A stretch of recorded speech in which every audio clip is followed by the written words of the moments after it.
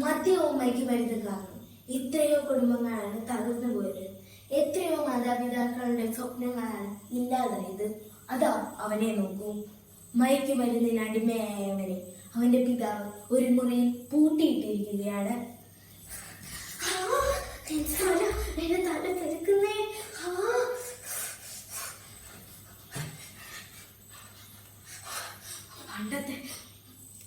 പണ്ടത്തെ ഒരു സിറഞ്ച് മതിയായിരുന്നു, അതിലെ അവസാന തുള്ളി.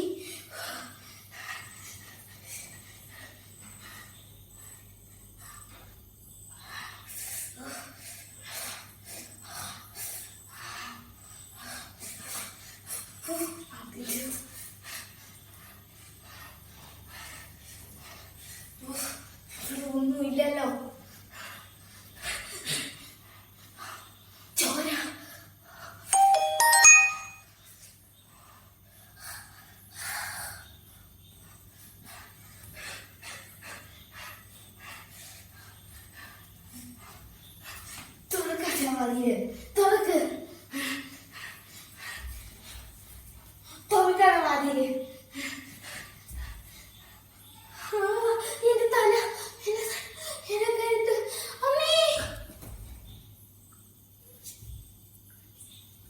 ഈ സമയം അവന്റെ മുറിക്കപ്പുറത്ത്, പ്ലീസ് നിങ്ങളുടെ കാല് പിടിക്കാം, അവനൊരു തുള്ളി ചോറ് കൊടുക്കാനെങ്കിലും എന്നെ സമ്മതിക്ക് പ്ലീസ്.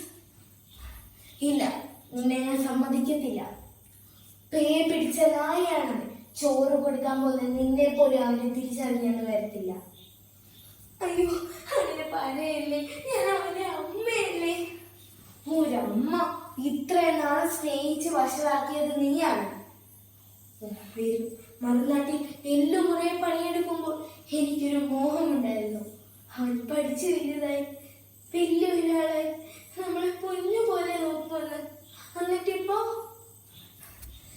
നിങ്ങൾ എന്നെ വിഷമിക്കാതിരിക്കുക പ്ലീസ്. എങ്ങനെ വിഷമിക്കാതിരിക്കുവടി? അവൻ +2 വരെ എന്ത് നന്നായി പഠിച്ചവനായിരുന്നു. ആ നശിച്ച കോളേജ്, ആ നശിച്ച കൂട്ടുകെട്ട്, അതിൽ പെട്ടില്ലായിരുന്നെങ്കിൽ എന്റെ ദൈവമേ, എന്റെ മോൻ. അവന്റെ മുറിയിൽ നിന്ന് കുറച്ചു നേരമായിട്ട് ഒച്ചയൊന്നും കേൾക്കുന്നില്ലല്ലോ.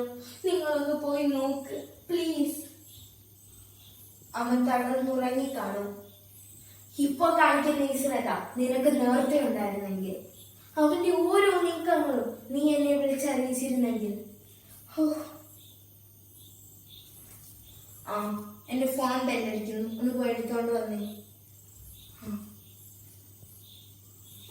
പോലീസുകാരൻ രാമേട്ടനാണല്ലോ, എന്തായി നേരത്ത്? ആണോ? ആ രാമേട്ടോ, ഹലോ. എന്താ ഇത്? വേണ്ട, അവന് ജാമ്യമൊന്നും വേണ്ട. അവർ വരട്ടെ, അവനെ വന്ന് കൊണ്ടുപോട്ടെ. ഓക്കെ, ശരി രാമേട്ടാ. എന്താ സംഭവം എന്നോട് കൂടെ പറ. നിനക്ക് അറിയണമല്ലേ, നിന്റെ പൊന്നാരും മോനും കൂട്ടുകാരും കൂടി ഒരു പെൺകുട്ടിയെ. ആ കുട്ടി ഇന്ന് രാവിലെ മരിച്ചു. അവർ വരും, അവനെ കൊണ്ടുപോകും. എന്ത്, പോലീസ് കൊണ്ടുപോകുന്നു? അവനെ കൊണ്ടുപോയാൽ അവനെ ജയിലിലിടത്തില്ലേ, ഉപദ്രവിക്കത്തില്ലേ? എന്റെ ദൈവമേ, എന്റെ മോൻ, എന്റെ മോൻ നന്നാവട്ടെ. അന്നെങ്കിലും എന്റെ മോൻ നന്നാവട്ടെ. എന്റെ ദൈവമേ.